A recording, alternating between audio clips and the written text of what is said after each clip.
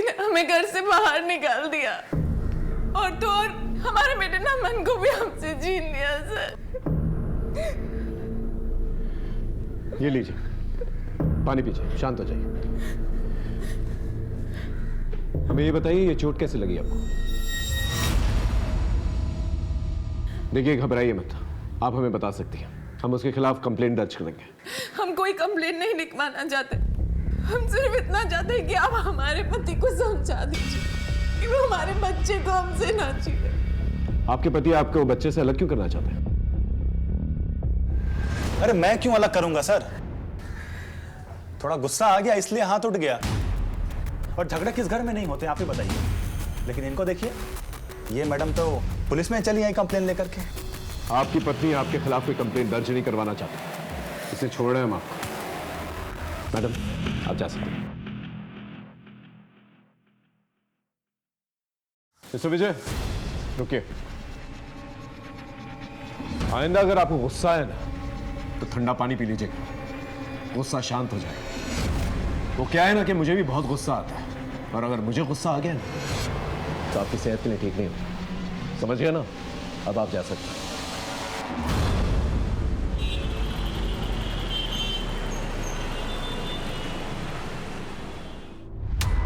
अरे बस कर! ये सब आपका क्या धरा है बाबूजी? अब हमको बोल रहे हैं कि बस करो। हाँ तो क्या करोगे? जान से मार दोगे इसे? बाबूजी, इनको जो करना है करे, हम इनको रोकेंगे नहीं, मगर नमन को मुझसे अलग मत करो। पगला गई हो क्या? कौन छीन रहा तुम्हारे नमन को तुमसे? अपने कमरे में जाओ, बाकी काम देखते हैं। जाओ।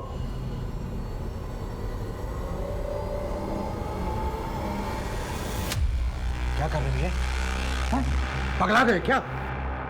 आज तो ये पुलिस थाने में गई है, कल को कहीं ऐसा ना हो कि नफे की जगह नुकसान ही नुकसान हाथ में आए। देखिए बाबूजी, हम फिर से आपसे कह रहे हैं, न कल हमको आपके नफे नुकसान से मतलब था और न आज है। ये फैसला आपने किया था ना? हाँ? तो अब आप झेलिए ना इसको। नफे नुकसान की बात करते हैं।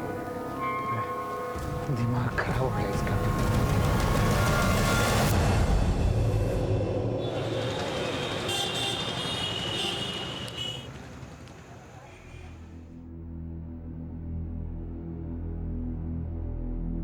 साक्षी बेटा, ये ले कॉफी। थैंक यू माँ। साक्षी बेटा, मैंने जो कहा था उसके बारे में कुछ सोचा तुमने? माँ, आपको मेरा जवाब पता है ना? पहले भी इस बारे में बात हो चुकी है और अब मुझे इस बारे में कोई बात नहीं करनी। मेरा क्या है बेटा, मैं तो कल वापस चली जाऊंगी, लेकिन एक बार ठंडे दिमाग से दोबारा सोच लेना, बाकी तो खुद समझदार है।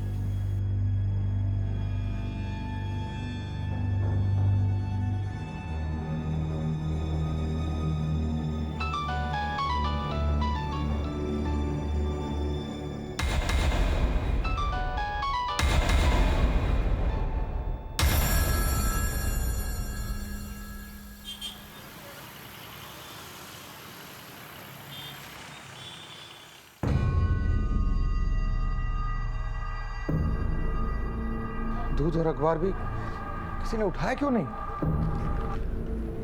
बहू, बहू, बहू, क्या बात है? आज न तो तुमने अखबार उठाया ना दूध उठाया। बसंत, बसंत, बसंत भी नहीं दिखाई दे रहा है। बहू, तुमने कहीं भेजा है क्या उसे? क्या हुआ, तुम जवाब क्यों नहीं दे रही हो?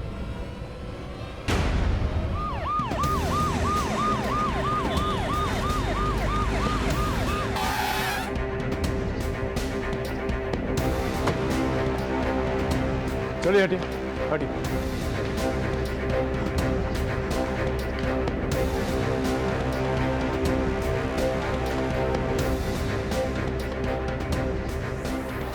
सिर्फ हमारे पति ने हमें घर से बाहर निकाल दिया। ये तो वही औरत है जो 2 दिन पहले पुलिस स्टेशन आई। हाँ सर, वो पति पत्नी का झगड़े का मामला था। थोड़ा गुस्सा आ गया इसलिए हाथ उठ गया। और झगड़े किस घर में नहीं होते आप ही बताइए। घर में कोई चोरी हुई है? पता नहीं सर। दुबे घर की तलाशी लो, देखो मर्डर वेपन मिलता है कि नहीं, और घर के चाकू छुरियों को उस घाव के साथ मैच करके देखो।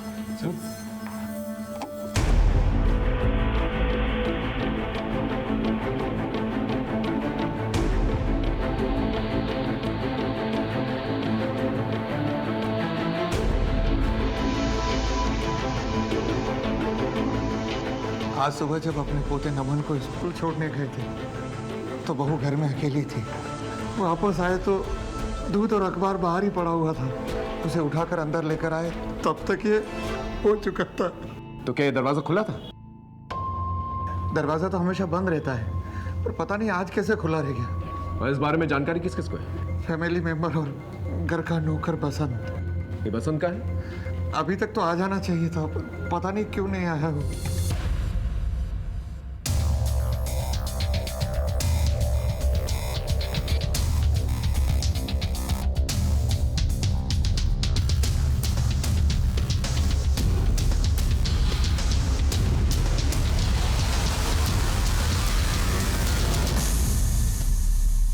जब आप घर के बाहर गए थे और स्कूल से वापस आए थे, किसी को आसपास देखा आपने? कोई सस्पिशियस एक्टिविटी?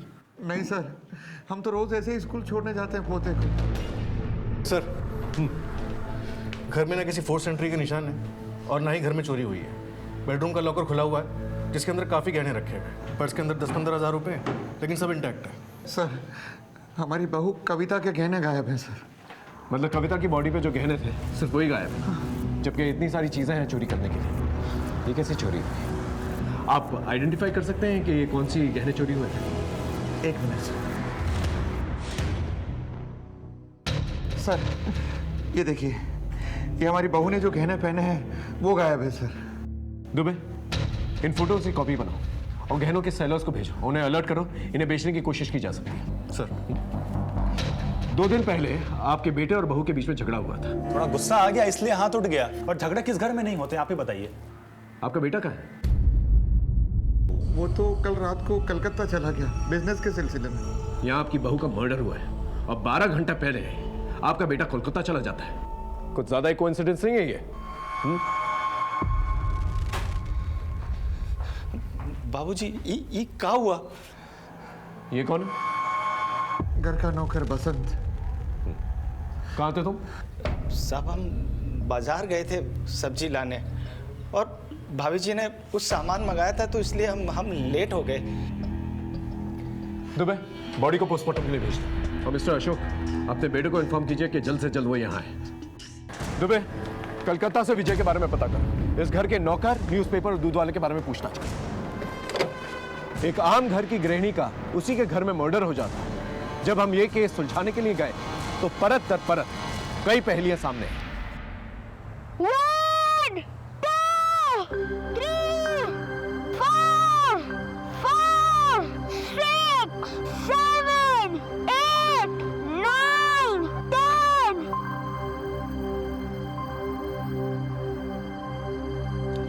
पकड़ लिया, पकड़ लिया।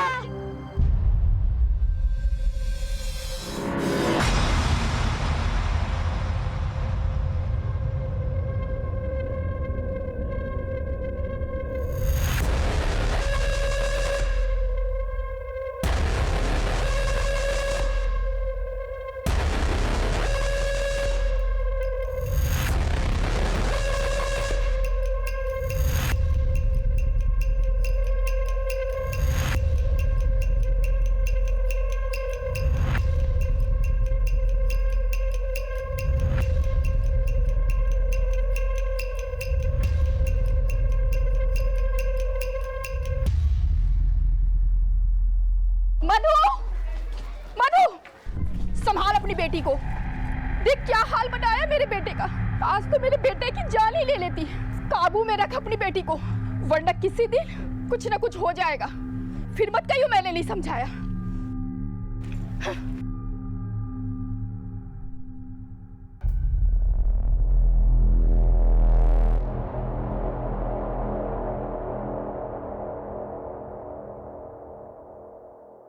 हाँ तुम्हें बोलो।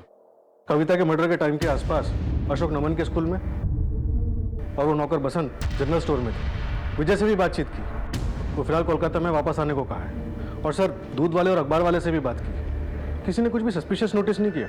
इसका मतलब कविता का जिसने भी मर्डर किया वो उसके घर वालों की मूवमेंट अच्छी तरह से जानता था। इतनी अच्छी प्लानिंग या तो कोई घर वाला कर सकता है या फिर वो जो कविता पे इतने दिनों से नजर रखा। इतनी अच्छी प्लानिंग करके, इस तरह से नजर रख के कोई एक मर्डर करेगा, और सिर्फ कविता के पहने हुए गहने चुराएगा, जबकि घर में इतने सारे गहने मौजूद हैं, कैश मौजूद है, उन्हें किसी ने हाथ नहीं लगाया। कोई ऐसा मर्डर क्यों करेगा?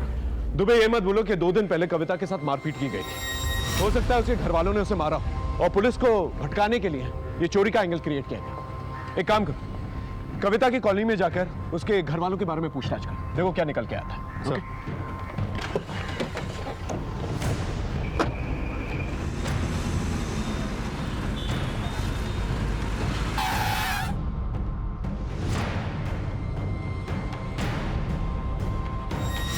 साहब, हर 2-4 दिन में कुछ ना कुछ होता ही रहता था भैया और भाभी के बीच में। और ये अशोक, जब झगड़े होते थे तब ये क्या करता था? विजय भैया उनके सुनते ही कहाँ थे। सर, कविता मेरी बहुत अच्छी दोस्त थी। उसके माँ बाप बहुत पैसे वाले लोग थे सर। अशोक और विजय जो अपनी प्रॉपर्टी बताते हैं ना सर, ये प्रॉपर्टी कविता के पापा नारायण जी की थी, जो उनकी मौत के बाद कविता की हो गई सर। इसीलिए तो विजय ने कविता से शादी की थी। और तो और सर, जिस घर में वो लोग रहते हैं ना, वो घर भी कविता के नाम पे था। घर में इतने झगड़े होते थे, क्या कविता को विजय और अशोक से कोई खतरा था? कभी कुछ कहा उसने इस बारे में? रोज रोज के झगड़े से कविता बहुत शर्मिंदा रहती थी सर, इसीलिए बाहर के लोगों से मिलना ही अवॉइड कर दी थी सर। काफी दिनों से मेरी उससे कोई बात नहीं हुई सर, इसलिए मैं इस बारे में कुछ नहीं बता सकती। कविता के कोई रिलेटिव्स? हाँ सर, सीतापुर रोड में उनके एक चाचा रहते हैं।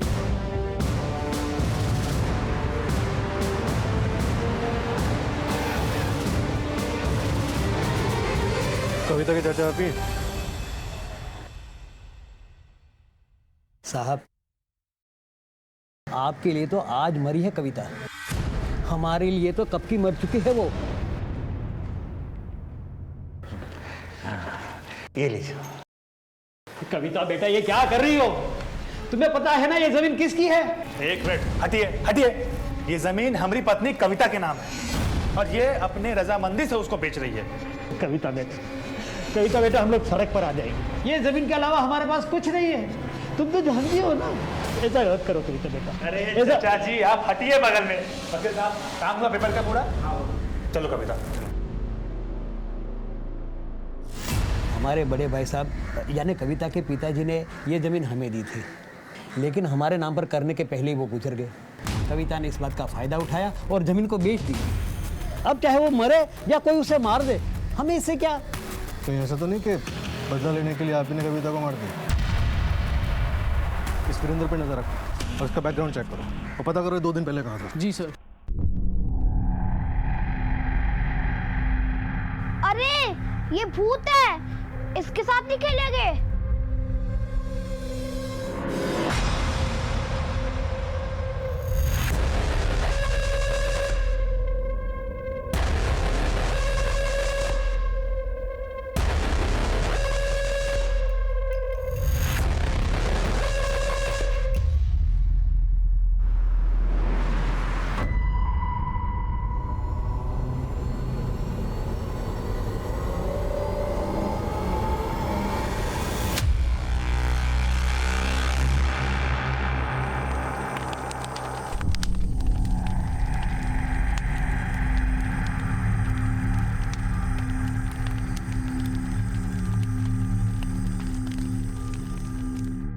मधु, हाँ, उठाओ ले। अरे अभी तो हंगामा करके सोई है।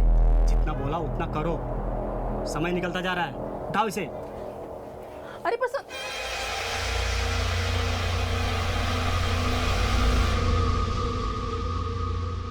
बीवी से भी ज्यादा जरूरी काम था कि उसके मर्डर के बाद भी तुम कोलकाता में रह गए। अरे साहब, हम आपको पहले ही बता चुके हैं, कविता से हमारा कोई रिश्ता ही नहीं था जो उसके लिए हम भागकर यहाँ आ जाते। लेकिन उस दिन पुलिस स्टेशन में तो कुछ और ही कह रहे थे। वो हम अपने बाबूजी की वजह से बोल रहे थे कि ताकि लोगों में उनकी बदनामी ना हो। लेकिन सच तो यही है कि कविता से हमारा संबंध कब का खत्म हो चुका था। कविता के साथ संबंध खत्म हो चुका था, लेकिन उसकी प्रॉपर्टी के साथ तो खत्म नहीं हुआ था ना। उसकी एक इंच की प्रॉपर्टी तूने और तेरे बाप ने बेच डाली, और जब उसके पास कुछ नहीं बचा बेचने के लिए तो तूने उसे जान से मार डाला। देखिए सर, इस एंगल में आप ना ही पड़े तो बेहतर है। हमें मत पता किस एंगल में जाना है और किस एंगल में नहीं, समझा? मिस्टर विजय, तुम्हारी पत्नी कविता की मौत के बाद तो फायदा तुम्हें पहुंचेगा ना। इस घर में तुम लोग रहते हो, अब वो तुम्हारे नाम हो जाएगा, पति जो हो तुम उसके। देखिए साहब, किसका फायदा होगा किसका नुकसान होगा ये पता करना आप लोगों का काम है। कविता के मौत से हमारा कोई लेना देना नहीं है, हम बस अपना बिजनेस सेटअप कर रहे हैं। ठीक है, जा सकते हो। धन्यवाद। दुबे, जिस दिन कविता आई थी पुलिस स्टेशन में, उसी दिन हमें अलर्ट हो जाना चाहिए था। हम कर भी क्या सकते थे सर, कविता खुद ही कोई एक्शन नहीं लेना चाहती थी। और एक बात सर, अगर कविता वाकई में इतनी दबी कुचली थी कि सब कुछ इनके नाम कर दिया था, इनके खिलाफ कोई एक्शन नहीं लेना चाहती थी, तो इन लोगों के लिए तो सब कुछ ठीक ठाक था, फिर ये मर्डर का रिस्क क्यों लेंगे? दुबे, पति पत्नी के रिश्ते ठीक नहीं थे, लेकिन घर में 2 और मर्द भी थे, अशोक और वो नौकर बसंत। हो सकता है प्रॉपर्टी का मामला ना होगा, बात कुछ और है। बसंत का तो नहीं पता साहब, लेकिन कुछ दिन पहले हम कविता मैडम के घर कपड़े देने गए थे, तो वहाँ हमें बसंत का दोस्त चमन मिला था। निकल बाहर। गलती हो गई माँ, भाभी जी गलती। कहाँ से आ जाते? अरे क्या हुआ भाभी जी, इसने कुछ किया क्या? बताइए तो अभी ठीक किए देता हूँ। नहीं नहीं भैया, आप रहने दीजिए, हम देख लेंगे। तू निकल यहाँ से। हुआ क्या था? अब हुआ क्या था ये तो पता नहीं, लेकिन कविता मैडम बहुत गुस्से में थी। फटाफट बता दे कविता के घर क्यों गया था, मैं तो करूँ तेरी खातिरदारी। बताता हूँ साहब, सब सच बताता हूँ। मेरी तो मती मारी गई थी साहब, जो मैं उधर गया था।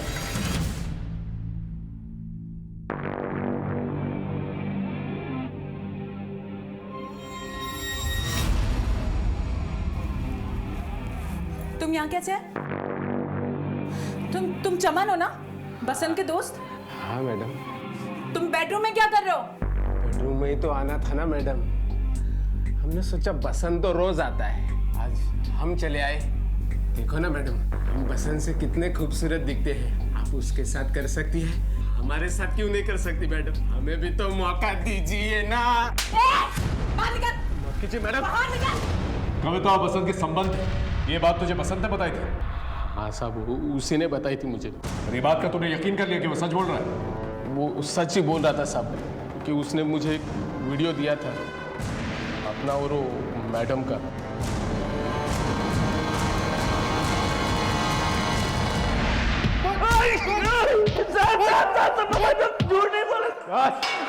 उठा सर, उठा।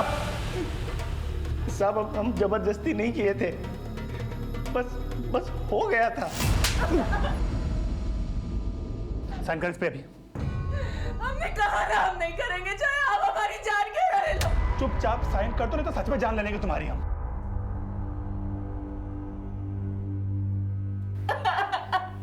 भाभी जी सब ठीक हो जाएगा। कैसे होगा सब ठीक? हम समझाएंगे भैया को, सब सही हो जाएगा। कुछ ठीक नहीं होगा, कुछ नहीं होगा।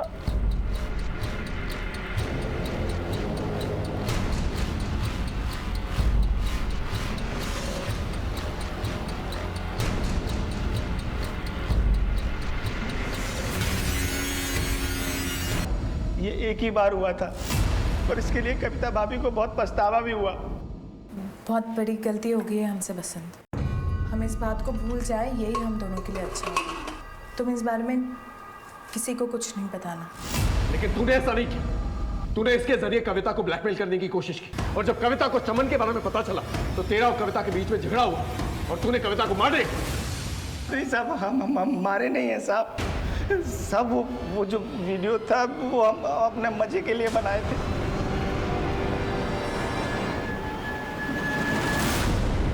हमारी बहू नौकर के साथ, ये दोनों हमारी पीठ के पीछे। आपके घर के अंदर ये सब कुछ चलता रहा और आप लोगों को पता तक नहीं चला, क्यों मिस्टर विजय? हम आपसे पहले भी कह चुके हैं, कविता से हमारा कोई संबंध नहीं। अब हमारे पीठ पीछे वो क्या करती है, किससे मिलती है, इससे हमें कुछ फर्क नहीं पड़ता है। लेकिन लोगों को तो फर्क पड़ता है मिस्टर विजय।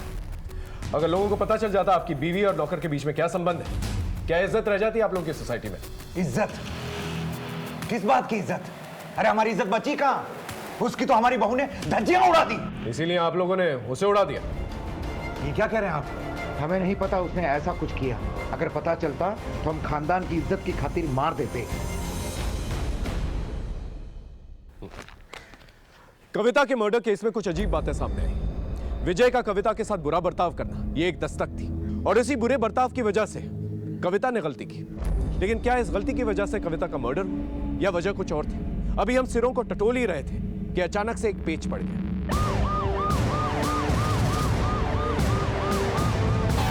एक राज तो पहले से फाश कर चुका था और ना जाने कितने राज थे जिसे छिपाने के लिए इसे हमेशा के लिए खामोश कर दिया गया।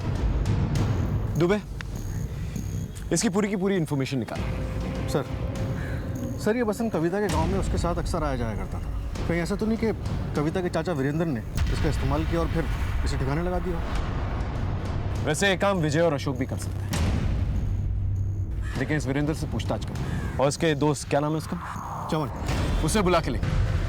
पहले कविता के ऊपर हाथ डाला तो कविता का मर्डर हो गया, फिर कविता और बसंत के रिश्ते के बारे में जब राज फाश किया तो बसंत का मर्डर हो गया।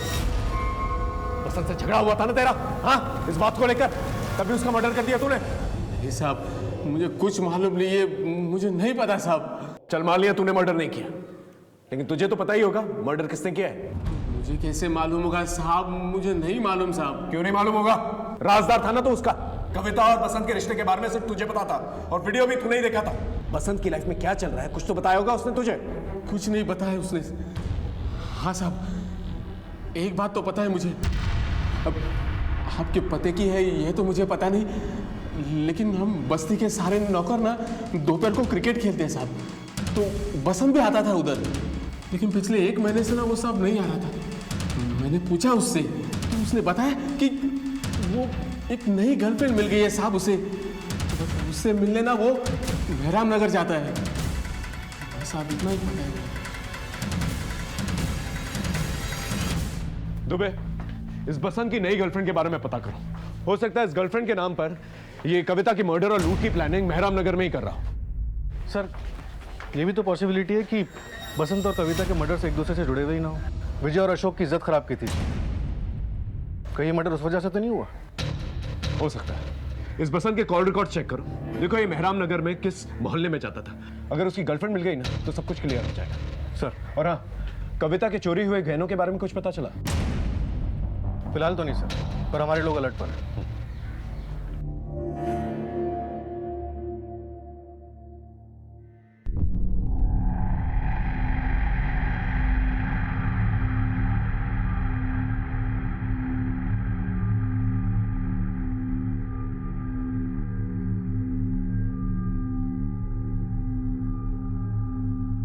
सुनिए ना, एक बार चलते हैं ना, हमने खुद बात की है।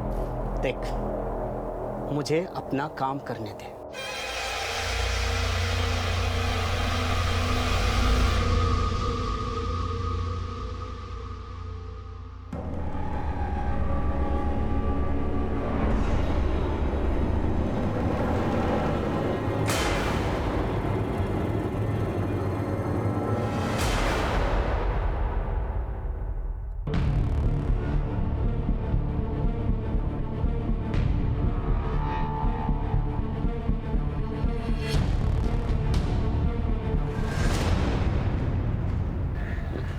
सर, हाँ दुबे, सबके कॉल रिकॉर्ड स्कैन करा था, तभी बसंत के घर के पास वाले मोबाइल टावर के रिकॉर्ड से एक इंटरेस्टिंग बात पता चली। बसंत की मर्डर वाली रात 10 से 12 के बीच ये आदमी वहां मौजूद था।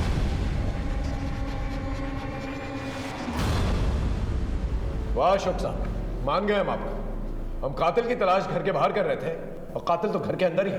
कौन कातिल? आप। ये रही आपकी मोबाइल लोकेशन। जिस रात बसंत को मारा गया उस रात को आप उसकी कॉलोनी में थे। क्या करने गए थे वहां पर आप? बसंत की अक्ल ठिकाने लगाने गए थे। हमारे घर में खाया और हमारी पीठ पीछे छुरा घोंपा उसने, और उसी छुरे से फिर आपने उसे मार डाला? इरादा तो यही था, मगर वो घर पे नहीं था, ताला लगा हुआ था, इसीलिए हम लौट आए। हम कैसे मान लें आप सच बोल रहे हैं? हाँ तो मत मानिए, क्या फर्क पड़ेगा? बिठा के रखिए हमें यहाँ पे और घूमने दीजिए कातिल को आजाद। हमारे इस केस के साथ साथ दूसरी जगह इस केस से रिलेटेड कुछ हलचल चल रही थी जो हमारे इस केस को सुलझाने वाली थी।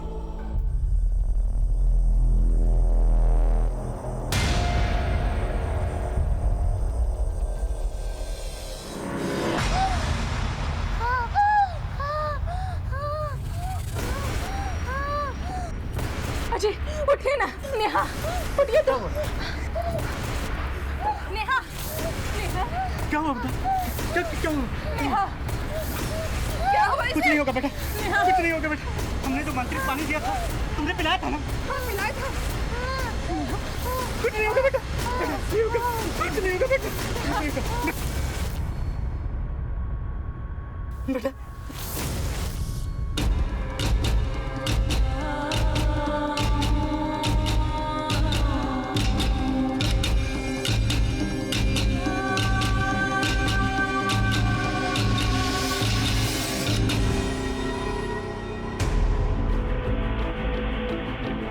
इसे देखेंगे? हाँ साहब, ये बसंत रोज रोज आता था, 4-6 घंटों तक रहता था साहब।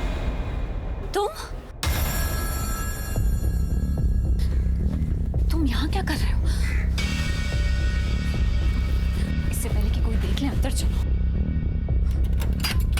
चलो।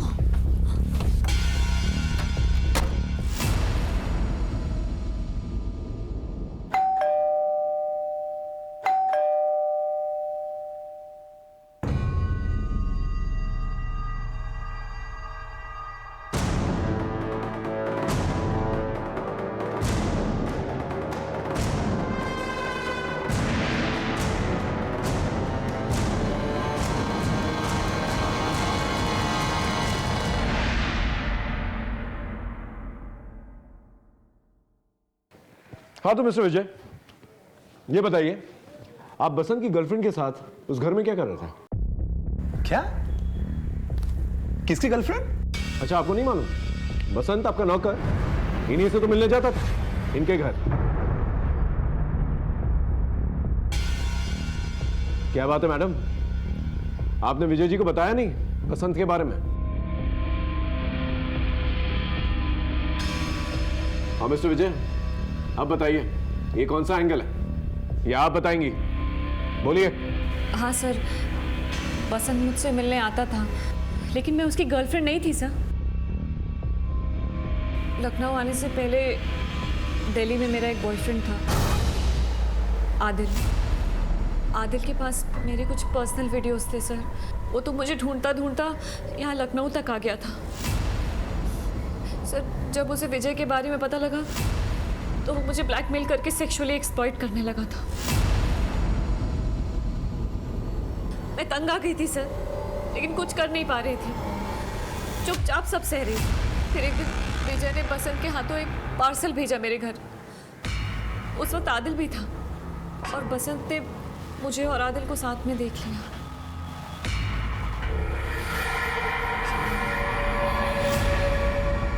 सर, बसंत को मेरे और विजय के रिश्ते के बारे में पता था और अब तो वो आदिल के बारे में भी जान गया था, इसलिए उसने भी मेरे साथ। अरे काहे रो रही हो मैडम? है जब इतना प्रसाद आप विजय भैया और आदिल साहब को बांट चुकी हैं तो थोड़ा हम भी चख लिए तो क्या हो गया, बताइए। सर, मना करने पर वो विजय को बता देने की धमकी देता था मुझे। मैं पूरी तरह से फंस गई थी सर। सर, आदिल तो लखनऊ आने पर परेशान करता था, पर ये बसंत, इसने तो रोज का काम बना लिया था। अरे कभी भी आ जाता था सर। अब समझ में आने लगा है कि कविता और बसंत का मर्डर क्यों हुआ था। आप मिस्टर विजय, कविता आपकी कानूनी पत्नी थी ना, और उसके रहते हुए आप साक्षी से शादी तो नहीं कर सकते, इसलिए आपने कविता को मार डाला। और साक्षी जी, आपको बसंत से छुटकारा चाहिए था, इसलिए आपने बसंत को मार डाला। ये क्या कह रहे हैं सर आप? मैंने किसी को नहीं मारा। इनफैक्ट बसंत ने मेरा पीछा छोड़ने के लिए मुझे खुद फोन किया था। आज हमको पुलिस ने उठा लिया था। देखिए, हम आप लोगों के चक्कर में और नहीं पड़ना चाहते। आप एक काम करिए, आप सिर्फ 5 लाख का इंतजाम कर दीजिए, हम अपने गांव चले जाएंगे। 5 लाख रुपए? अरे हम कहां से लाएंगे 5 लाख रुपए? हमें नहीं पता कहां से लेके आएंगे, हमें 5 लाख रुपए चाहिए, मतलब चाहिए, नहीं तो हम सब बता देंगे।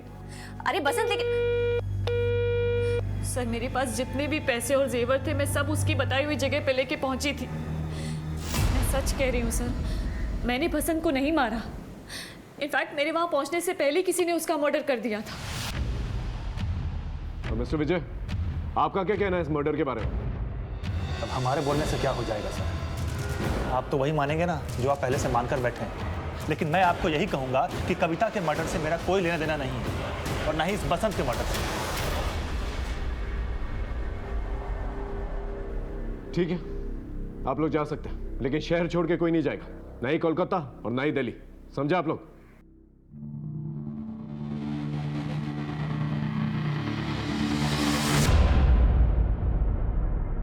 विजय सॉरी सॉरी। तुम्हारे सॉरी को हम अचार डाले। एक नौकर के साथ में सोती रही और हमको धोखे में रखा। आज से हमारा रिश्ता खत्म। 10 दिन का टाइम दे रहा हूं, चुपचाप हमारा घर खाली कर दो, समझी तुम? विजय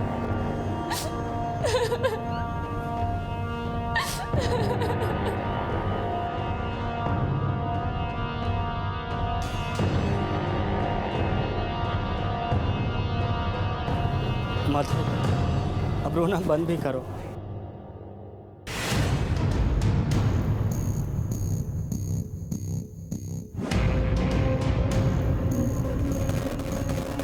मैं आता हूँ थोड़ी देर में।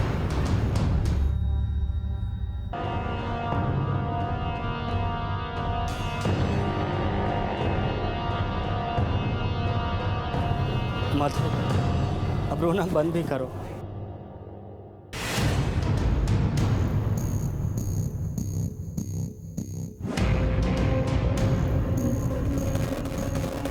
मैं आता हूँ थोड़ी देर में।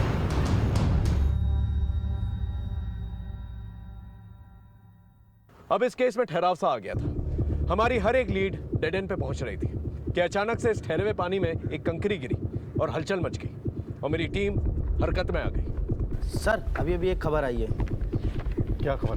कविता के जो गहने चोरी हुए थे उनकी एक डील हुई है कृष्णापुर मार्केट में, और सर बेचने वाले की पहचान भी हो गई है।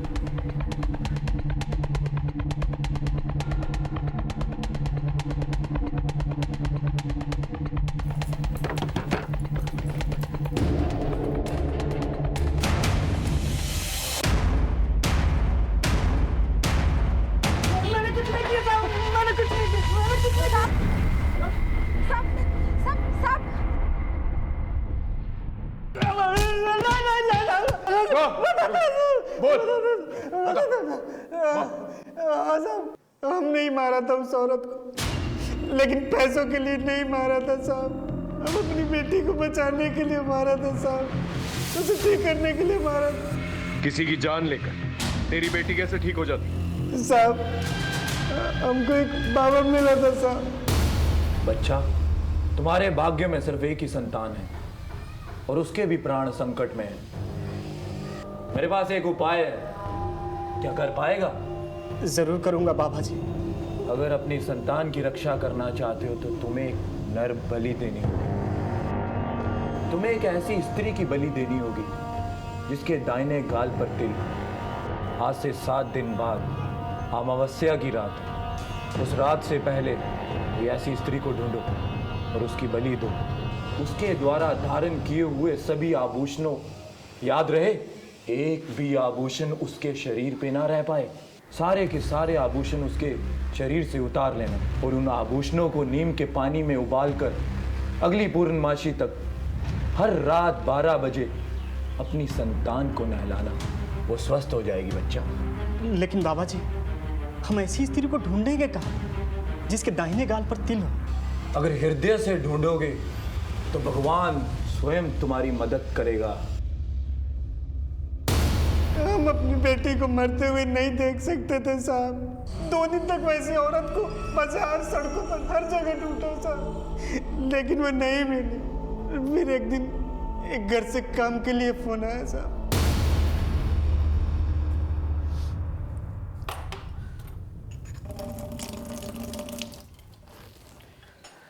हो गया मैडम। कितने पैसे हुए? 200 मैडम।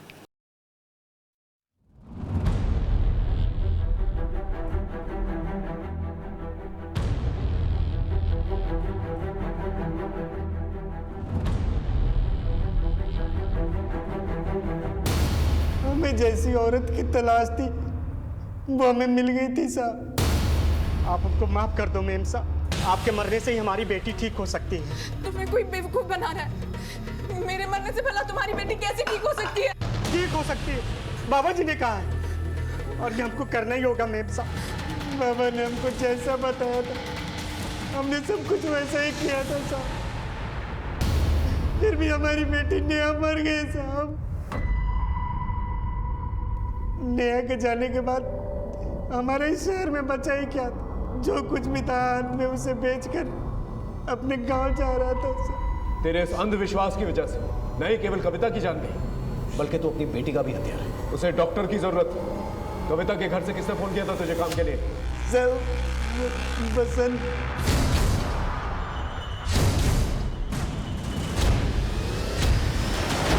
तुम्हारे पति ने अपनी सनक में किसी की हत्या कर दी और तुम उसके इस पागलपन में उसका साथ देती रही। हाँ? बहुत गरीब लोग हैं साहब, काम ही नहीं था उनके पास। मैं भी नेहा की वजह से एक ही घर में झाड़ू पोछा करती थी। क्या करे, इलाज के लिए पैसे ही नहीं थे। जो वो कहते गए साहब मैं वो करती गई। लगा कि नेहा ठीक हो जाएगी, पर नहीं साहब, नेहा ठीक नहीं हुई। कहाँ काम करती हो तुम? मेहराम नगर में। हमारे हाथ में एक सिरा आ गया था, लेकिन हम कोई भी गलती करके मुजरिम को चौंकाना नहीं चाहते थे। सरवन जिस जगह बाबा से मिला था उस जगह की सीसीटीवी फुटेज मेरी टीम ने खोज निकाली थी।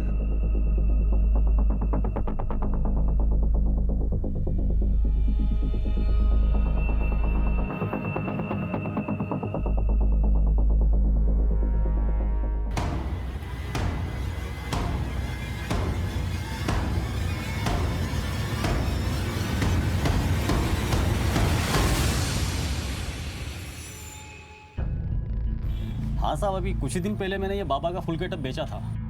किसको बेचा था? सर सीसीटीवी है सर, आप चाहें तो देख सकते हैं। ये देखिए सर।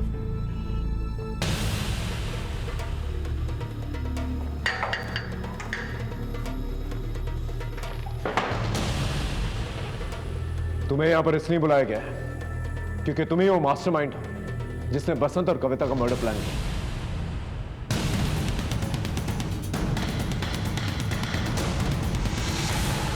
सर, आप ऐसे कैसे मेरे पे इल्जाम लगा सकते हैं? क्योंकि कविता का मर्डर करने वाली सरवन की बीवी मधु तुम्हारे यहाँ काम करती थी। कहाँ काम करती हो तुम? मेहराम नगर में साहब, साक्षी मैडम की यहाँ। मधु मेरे यहाँ काम करती है, उसका आदमी नहीं।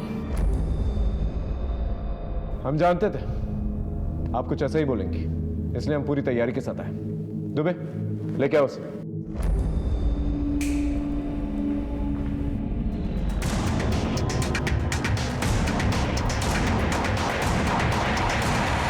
पहचाना इसे? तुम तक पहुंचने के लिए पहले हमने तुम्हारे आशिक को दबोचा। बोल। सर मैं साक्षी का रेप क्यों करूंगा? मैं तो उसका कस्टमर था, पैसे देता था। सर साक्षी मेरी अय्याशियों के बारे में मेरी बीवी को बताने की धमकी दे रही थी और मेरा पीछा छोड़ने के लिए मुझे बाबा बन के शरवण को फंसाने के लिए कहा। मगर जब कविता के मर्डर की पुलिस ने जांच शुरू की, मुझे लगा कि मैं फालतू में लपेटे में आ जाऊंगा, इसलिए वहां से भाग गया सर। और ये रहा तुम्हारा तीसरा सबूत। लैपटॉप लेके आओ। ये देखो,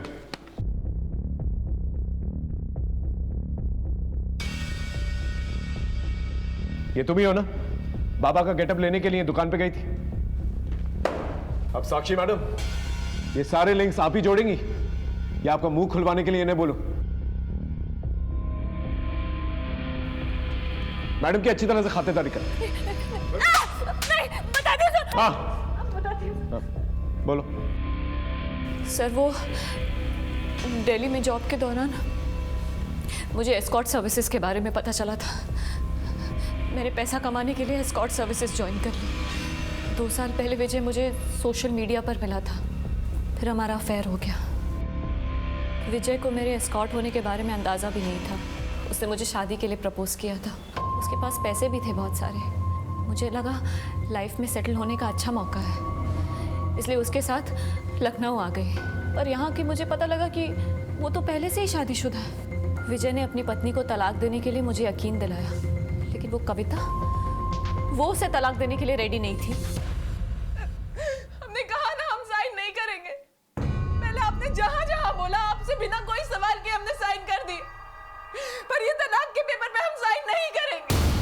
कविता विजय को तलाक देने के लिए राजी नहीं हो रही थी, इसलिए मैंने डिसाइड किया कि इस कविता को तो रास्ते से हटाना होगा। और तब मुझे मधु से सरवन के अंधविश्वास का पता चला।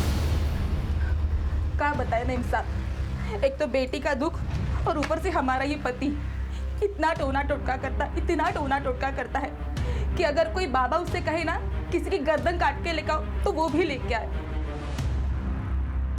फिर मैंने सरवन के अंधविश्वास का फ़ायदा उठाया। सरवन को तो मैंने फंसा ही लिया था और इस बसंत को भी पैसे का लालच देकर अपने प्लान में शामिल कर लिया।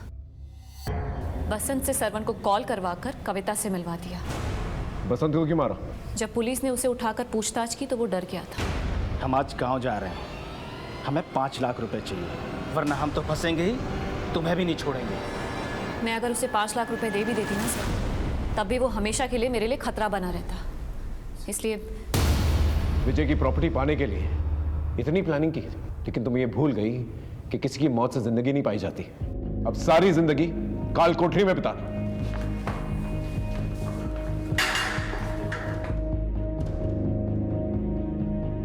दुख हो या खुशी, बांटने पर जब अपने लोग आगे बढ़ते हैं तो बड़ी तसल्ली होती है, लेकिन जब यही अपने स्वभाव बदल देते हैं तो इंसान सबके साथ रहने के बावजूद अकेला पड़ जाता है, हंसने रोने के लिए कंधा तलाशने लगता है। और यही हुआ था कविता के साथ।